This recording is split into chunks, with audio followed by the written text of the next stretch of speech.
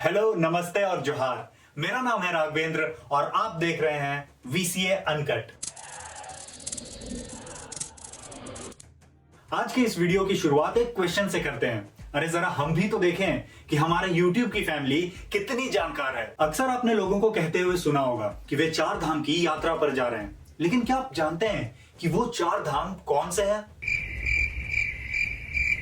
क्या हुआ, कंफ्यूज हो गया ना? लेकिन कंफ्यूज होने की कोई जरूरत नहीं है, क्योंकि ये वीडियो आपके हर एक कंफ्यूजन का परफेक्ट सॉल्यूशन है। लेकिन ये सॉल्यूशन भी तभी काम आएगा जब आप इस वीडियो को पूरा देखोगे ना? तो बिना किसी देरी के सीधे टॉपिक पर आते हैं। अगर हम 4 धाम की यात्रा की बात करें तो ज्यादातर लोग को यही लगता है कि 4 धाम की यात्रा केदारनाथ, यमुनोत्री, बद्रीनाथ और गंगोत्री तक ही सीमित है, लेकिन ऐसा बिल्कुल नहीं है। दरअसल हमारे देश में 2 प्रकार की 4 धाम की यात्रा होती है। पहला छोटा 4 धाम, जिसमें केदारनाथ, यमुनोत्री, गंगोत्री और बद्रीनाथ की यात्रा की जाती है। दूसरा बड़ा 4 धाम, जिसमें बद्रीनाथ, द्वारका, पुरी और रामेश्वरम की यात्रा की जाती है। जहां बड़े 4 धाम की यात्रा में पूरा भारत देश समा जाता है, वहीं छोटे 4 धाम की यात्रा केवल उत्तराखंड तक ही सीमित है। 1 मिनट भाई, 1 मिनट, तुम कंफ्यूजन मिटा रहे हो या और बढ़ा रहे हो? ये छोटा यात्रा, बड़ा यात्रा क्या लगा रखा है? ये है बीवी, वो वाले बीवी नहीं, बीवी यानी बलवंत बिहारी, और इनका टेम्पर है सब पर भारी। अरे भैया थोड़ा सब्र तो करिए, सब समझ आ जाएगा। कहा जाता है कि एक इंसान को अपने जीवन में एक बार बद्रीनाथ, द्वारका, पुरी और रामेश्वरम जरूर जाना चाहिए, और इन्हीं 4 स्थल को हम 4 धाम के नाम से संबोधित करते हैं। संबोधित तो करते हैं, लेकिन इन सब के बारे में थोड़ा डिटेल में बताइए। नहीं बताएंगे तो आप जान थोड़े छोड़िएगा हमारा। तो चलिए एक एक करके इन 4 स्थलों के बारे में जानते हैं।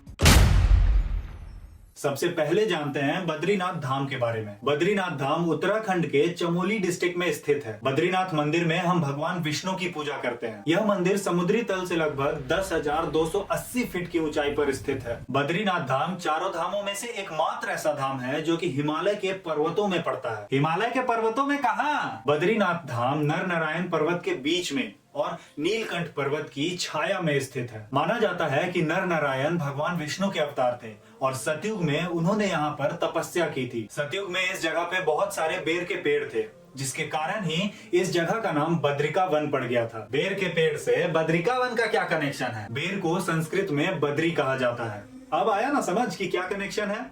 यहाँ के स्थानीय लोगों की माने तो स्वयं माता लक्ष्मी ने बेर के पेड़ का रूप लेके भगवान नारायण को बारिश और धूप से बचाया था, और तपस्या पूरी होने के बाद भगवान नारायण ने माता लक्ष्मी को वरदान दिया था कि उनका नाम हमेशा भगवान नारायण के नाम से आगे लिया जाएगा। इसीलिए बद्रीनाथ मंदिर में स्थित भगवान का नाम हम लक्ष्मी नारायण के रूप में लेते हैं। यह सारी घटनाएं सतयुग में घटित हुई थी, इसीलिए बद्रीनाथ धाम को 4 धामों में से सबसे पहला धाम माना जाता है। और क्योंकि यह सबसे पहला धाम है, इसलिए ये छोटा 4 धाम यात्रा और बड़ा 4 धाम यात्रा दोनों में कॉमन है। बिल्कुल सही। बद्रीनाथ मंदिर में आपको गढ़वाली वुडन आर्किटेक्चर देखने को मिलता है, जो कि इस मंदिर को और भी शोभनीय बनाता है।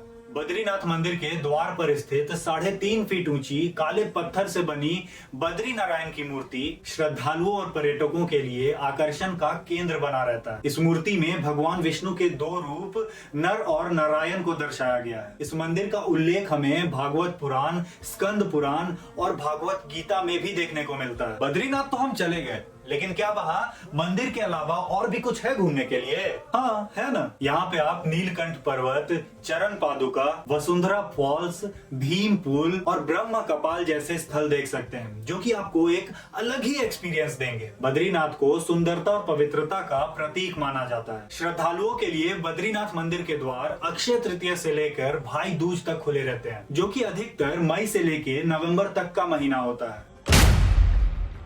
दूसरे नंबर पर आता है द्वारका, जिसे भगवान श्री कृष्ण की नगरी भी कहा जाता है। द्वारका गुजरात के गोमती नदी के तट पर स्थित एक बहुत ही खूबसूरत शहर है। तुम कह दोगे और हम मान ले कि खूबसूरत है, तुम्हारे मानने या ना मानने से क्या होगा?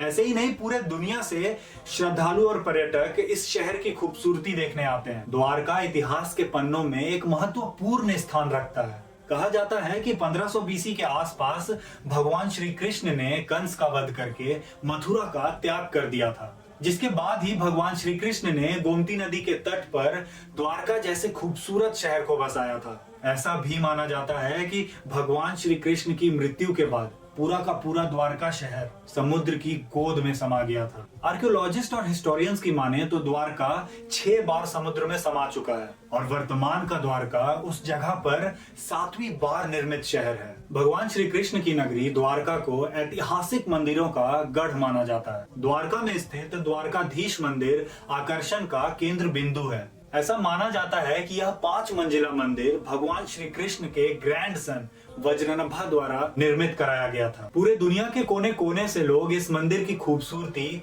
और ऐतिहासिक कारीगरी देखने आते हैं। द्वारकाधीश मंदिर दुनिया के कुछ महत्वपूर्ण और पवित्र स्थानों में से एक माना जाता है। अब द्वारका आ ही गए हैं तो क्या हम और भी कुछ देख सकते हैं मंदिर के अलावा? बिल्कुल देख सकते हैं। सबसे पहले तो आप द्वारका के कलरफुल मार्केट्स का आनंद ले सकते हैं। दूसरा, गुजरात के टेढ़े मेढ़े समुद्री तट, जहाँ पे आपको कुछ अनोखे पक्षी देखने को मिल सकते हैं, जैसे कि कुरजा, जिसे इंग्लिश में डिमॉयस्ल क्रेन भी कहा जाता है। तीसरा, बेत द्वारका आइलैंड, और ऐसा माना जाता है कि भगवान श्री कृष्ण के जीवन में घटित कई घटनाओं का यह द्वीप केंद्र बिंदु है। श्रद्धालुओं के लिए द्वारकाधीश मंदिर के द्वार सुबह 7 बजे से लेके रात के 9 बजे तक खुले रहते हैं। बोलो बाके बिहारी लाल की जय।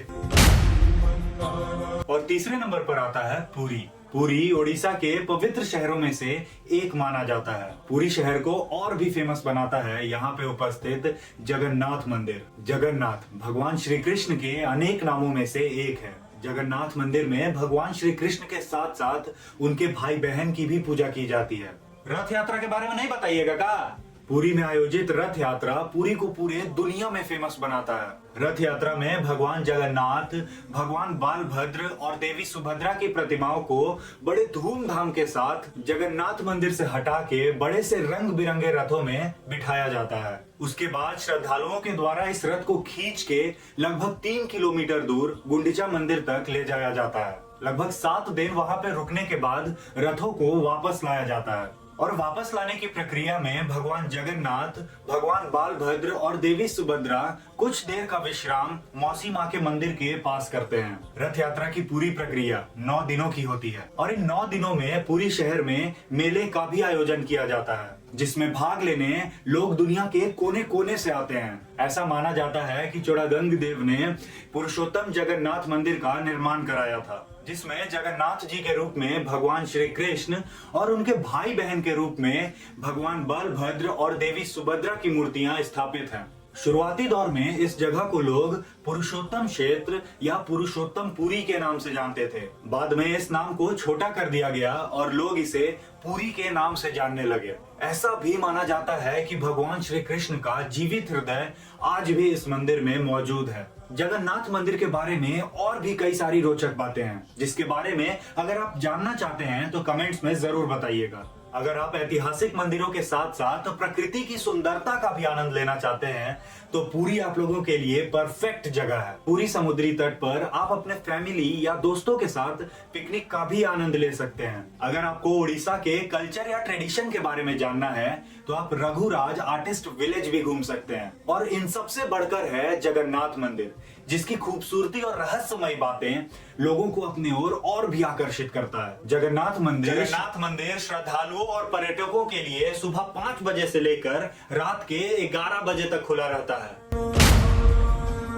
और चौथे नंबर पर आता है रामेश्वरम। रामेश्वरम हिंद महासागर और बंगाल की खाड़ी से चारों ओर से घिरा एक शंख के आकार का द्वीप है, जो कि तमिलनाडु के रामनाथपुरम जिले में स्थित है। रामेश्वरम आइलैंड और इंडियन मेन लैंड को कनेक्ट करता है पाम्बन ब्रिज, जो कि गल्फ ऑफ मन्नार के पंबन चैनल पर बनाया गया है। लेकिन रामेश्वरम को खास बनाता है यहाँ पे उपस्थित रामनाथ स्वामी मंदिर, जिसे हम लोग रामेश्वरम मंदिर के नाम से भी जानते हैं। इस मंदिर में स्थापित शिवलिंग 12 ज्योतिर्लिंगों में से एक माना जाता है। भगवान शिव के भक्त पूरे दुनिया से इस मंदिर में स्थापित ज्योतिर्लिंग के दर्शन करने आते हैं। रामनाथ स्वामी मंदिर में हमें द्रविडियन स्टाइल ऑफ आर्किटेक्चर की एक छोटी सी झलक देखने को मिलती है। रामेश्वरम मंदिर हम भारतीयों के लिए और उन सभी लोगों के लिए जो भगवान शिव और भगवान विष्णु को मानते हैं, क्यों इतना खास है हमको पता है। अच्छा, कैसे पता? VCA अनकट को हम भी फॉलो करते हैं।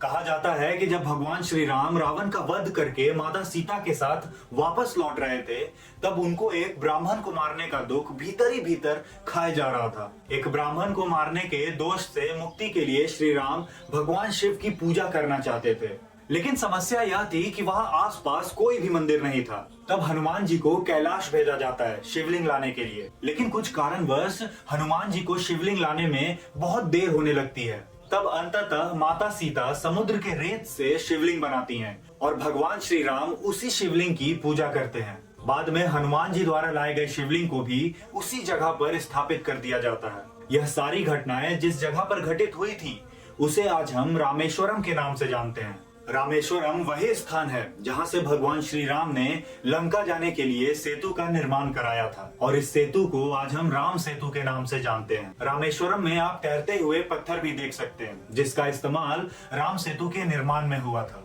रामेश्वरम मंदिर के अलावा यहाँ पर आकर्षण का केंद्र है पंचमुखी हनुमान जी का मंदिर। भगवान हनुमान, भगवान आदि वराह, भगवान नरसिम्हा, भगवान हयाग्रीवा और भगवान गरुड़ा के रूप में हनुमान जी के 5 मुख इस मंदिर में दिखाए गए हैं। रामेश्वरम में देखने और महसूस करने के लिए और भी बहुत कुछ है जिसका वर्णन शब्दों में करना संभव नहीं है। श्रद्धालुओं के लिए रामेश्वरम मंदिर सुबह 5 बजे से लेकर दोपहर के 1 बजे और शाम के 3 बजे से लेकर रात के 9 बजे तक खुला रहता है। इसी के साथ हमारे 4 धामों की यात्रा समाप्त होती है। लेकिन क्या आपने एक बात गौर किया? क्या गौर करना था? चारों धामों में कुछ कॉमन है। हाँ, वो तो हम किए। चारों धाम किसी ना किसी रूप से भगवान विष्णु से रिलेटेड है। बिल्कुल सही। सबसे पहले बद्रीनाथ, भगवान विष्णु के नर नारायण अवतार से। दूसरा द्वारका, भगवान श्री कृष्ण से, जो कि भगवान विष्णु के ही रूप हैं। तीसरा पुरी, भगवान श्री कृष्ण और उनके भाई बहन से। चौथा रामेश्वरम, भगवान श्री राम से, जो कि भगवान विष्णु के ही मानव अवतार माने जाते हैं। उम्मीद करते हैं 4 धामों के बारे में आपको ये वीडियो अच्छा लगा होगा और कहीं भूल चूक हुई हो तो उसके लिए हम क्षमा प्रार्थी हैं।